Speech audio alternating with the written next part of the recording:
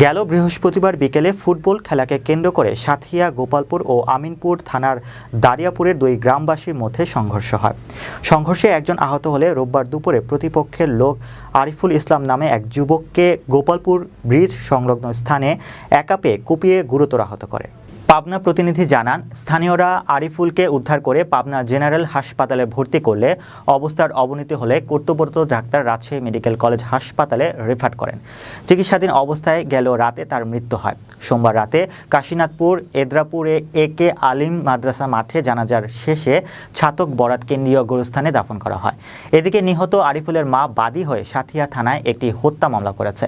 এ বিষয়ে সাঁথিয়া থানার officer in charge Anwar Hossain বলেন, ঘটনা জানার পর আমরা ঘটনাস্থানে অতিরিক্ত পুলিশ মোতায়েন করেছি। পরিস্থিতি এখন শান্ত রয়েছে। লিখিত অভিযোগের ভিত্তিতে মামলা এন্ট্রি করা হয়েছে। অতি শীঘ্রই আসামিদেরকে ধরে আইনের আওতায় আনা হবে।